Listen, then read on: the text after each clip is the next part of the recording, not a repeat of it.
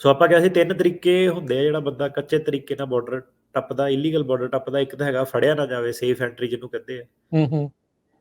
ਇੱਕ ਹੈਗਾ ਕਿ ਫੜਿਆ ਗਿਆ ਤੇ ਟੈਂਪਰੇਰੀਲੀ ਰਿਲੀਜ਼ ਕਰਤਾ ਕਿ ਤੁਹਾਡੀ ਕਿਸਮਤ ਆ, ਉਹ ਕਹਿੰਦਾ ਅੱਜ ਮੇਰੀ ਗੱਡੀ ਫੁੱਲ ਆ, ਅੱਜ ਮੇਰੀ ਜੇਲ੍ਹ ਫੁੱਲ ਆ, ਅੱਜ ਤੂੰ ਨਿਕਲ ਜਾ। ਟੈਂਪਰੇਰੀ ਰਿਲੀਜ਼ ਕਰਤਾ ਹੈ ਨਾ। ਸੋ ਸੌਰੀ ਮੈਂ ਤੁਹਾਨੂੰ ਇੱਥੇ ਰੋਕ ਰਿਹਾ, ਜਦੋਂ ਟੈਂਪਰੇਰੀ ਰਿਲੀਜ਼ ਜਿੱਦਾਂ ਤੁਸੀਂ ਕਹਿੰਦੇ ਵੀ ਡਿਟੈਂਸ਼ਨ ਸੈਂਟਰ ਫੁੱਲ ਆ, ਗੱਡੀ ਫੁੱਲ ਆ, ਕੀ ਉਹਨਾਂ ਨੂੰ ਉੱਥੇ ਕੋਈ ਕਾਗਜ਼ ਦਿੱਤਾ ਜਾਂਦਾ ਹੈ ਜਾਂ ਕਹਿ ਦਿੱਤਾ ਜਾਂਦਾ ਵੀ ਜਾ ਭਾਈ ਜਿੱਥੇ ਜਾਣਾ ਚੱਲ ਜਾ? ਜਦੋਂ ਭਾਜੀ ਬਾਰਡਰ ਵਾਲਿਆਂ ਨੇ ਜਾਣਾ ਸ਼ਿਕਾਰ ਫੜਨ ਆਪਣਾ, ਤੇ 2 ਗੱਡੀਆਂ 5 ਗੱਡੀਆਂ ਜਿੰਨੀਆਂ ਵੀ ਆ, ਜੇ ਹੁਣ ਅੱਗੇ ਰਾਤ ਦਾ ਟਾਈਮ ਆ, ਕੋਈ ਜਿਹੜੇ ਇਮੀਗ੍ਰੈਂਟ ਉਹਨਾਂ ਨੇ ਕਿਹੜਾ ਟਾਈਮ ਦੇਖ ਕੇ ਕਿ ਆਪਾਂ 11 ਵਜੇ ਤੁਹਾਡੀ ਸ਼ਿਫਟ ਸ਼ੁਰੂ ਹੁੰਦੀ ਆ, ਆਪਾਂ ਉਦੋਂ ਬਾਰਡਰ ਟੱਪਣਾ। ਸਹੀ ਗੱਲ। 24 ਘੰਟੇ ਜਿਹੜਾ ਬਾਰਡਰ ਆ ਉਹ ਟੱਪਿਆ ਜਾ ਸਕਦਾ, ਰਾਈਟ। ਤੇ ਉਹਦੇ ਵਿੱਚ ਹੁਣ ਕੀ ਆ ਕਿ ਕਾਫੀ ਕਲਾਇੰਟ ਨੇ ਦੱਸਿਆ ਕਿ ਉਹ ਕਹਿੰਦਾ ਕਿ ਵਾਕਈ ਮੇਰੀ ਗੱਡੀ ਫੁੱਲ ਆ, ਮਤਲਬ ਭਰ ਗਿਆ ਸਾਰਾ ਸਮਾਨ। ਹੁਣ ਕੀ ਕਰੂਗਾ, ਬੈਕਅਪ ਏਦਾਂ ਦਾ ਹੈ ਨਹੀਂ ਕਿ ਲਾਈਫ ਸਪੋਰਟ ਮਾਈਗ੍ਰੈਂਟਾਂ ਨੇ ਆਈ ਜਾਣਾ। ਹੁਣ ਏਦਾਂ ਆ ਕਿ ਕਈ ਮਾਈਗ੍ਰੈਂਟ ਜਿਹੜੇ ਹੈਗੇ ਆ, ਉਹ ਸਾਹਮਣੇ ਉਹਨਾਂ ਨੂੰ ਜਿਹੜੇ ਹੈਗੇ ਆ ਛੱਡਣੇ ਪੈਂਦੇ ਆ ਕਿ ਈਵਨ ਏਦਾਂ ਵੀ ਲੋਕਾਂ ਨੇ ਦੱਸਿਆ ਕਿ ਮੈਂ ਕੁਛ ਨਹੀਂ ਕਰ ਸਕਦਾ, ਤੇਰੀ ਮਰਜ਼ੀ ਆ, ਪਿੱਛੇ ਜਾਣਾ ਪਿੱਛੇ ਚੱਲ ਜਾ, ਅੱਗੇ ਜਾਣਾ ਅੱਗੇ ਚੱਲ ਜਾ, ਮੇਰੇ ਕੋਲ ਜਗ੍ਹਾ ਹੈ ਨਹੀਂ ਗੀ।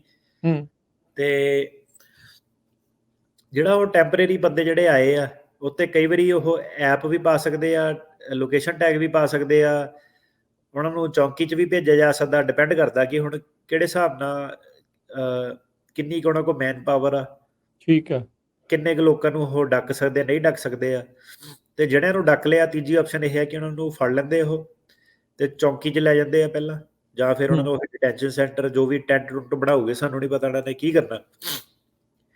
ਤੇ ਉੱਥੇ ਇਹ ਕਹਿੰਦੇ ਕਿ ਇਹਨਾਂ ਨੇ ਹੁਣ ਜਿਹੜੀ ਫਾਸਟ ਡੈਪੂਟੇਸ਼ਨ ਜਿਹੜੀ ਉਹ ਕਰਨੀ ਆ, ਕਿ ਹਫ਼ਤਿਆਂ ਬੱਧੀ ਨਹੀਂ, ਦਿਨਾਂ ਦੇ ਵਿੱਚ ਹੀ ਜਾਂ ਘੰਟਿਆਂ ਦੇ ਵਿੱਚ ਜਿਹੜੀ ਉਹ ਕਰ ਦੇਣੀ ਆ। ਸੋ ਜੇ ਇਨ ਸਮਰੀ ਇਹਨੂੰ ਕਰੀਏ ਤਾਂ 3 ਤਰੀਕੇ ਨਾਲ ਬੰਦਾ ਇੱਥੇ ਆ ਸਕਦਾ।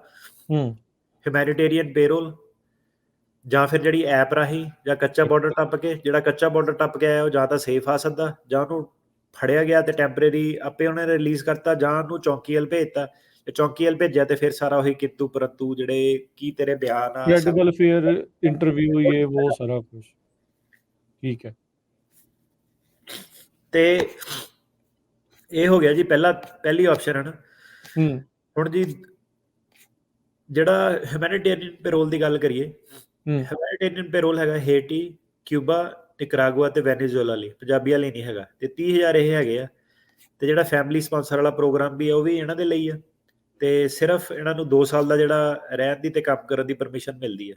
ਇਹ ਜਿਹੜਾ ਹੈਗਾ ਤੁਹਾਡਾ ਦੂਜਾ ਤਰੀਕਾ ਆਉਂਦਾ ਇੱਥੇ ਅਮਰੀਕਾ ਦੇ ਵਿੱਚ। ਕਿ ਇਹ ਜਿਹੜੇ ਹਿਊਮੈਨੀਟੇਰੀਅਨ ਪੈਰੋਲ ਵਾਲੇ, ਚਲੋ ਆਪਾਂ ਇਹਨਾਂ ਦੀ ਹੋਈ ਗੱਲ ਜੇ ਕਰਦੇ, ਆਪਣੇ ਤਾਂ ਨਹੀਂ ਹੈ, ਚਲੋ ਇਹਦੇ ਵਿੱਚ ਉਹ ਐਲੀਜੀਬਲ ਵੀ ਨਹੀਂ। ਤੇ ਕੀ ਉਹਨਾਂ ਨੂੰ ਬਾਅਦ 'ਚ ਅਸਾਈਲਮ ਅਪਲਾਈ ਕਰਨ ਦੇ ਲਈ ਮੌਕਾ ਦਿੱਤਾ ਜਾਂਦਾ ਹੈ, ਜਾਂ ਸਿਰਫ 2 ਸਾਲ ਰਹਿ ਕੇ ਫਿਰ ਵਾਪਸ ਚਲੇ ਜਾਓ? ਨਹੀਂ, ਹਾਂਜੀ, ਇਹ ਅਸਾਈਲਮ ਵੀ ਅਪਲਾਈ ਕਰ ਸਕਦੇ ਆ। ਅਪਲਾਈ ਕਰ ਸਕਦੇ, ਕਿਉਂਕਿ ਇਹ ਆਉਣੇ ਹੀ ਸਿੱਧੇ ਆ। ਪਹਿਲੀ ਗੱਲ ਤਾਂ ਇਹਨਾਂ ਨੇ ਪੈਰ ਨਹੀਂ ਰੱਖਣਾ ਕਿਸੇ ਕੰਟਰੀ ਦੇ ਵਿੱਚ, ਸਿੱਧੇ ਇਹ ਆ ਸਕਦੇ ਆ।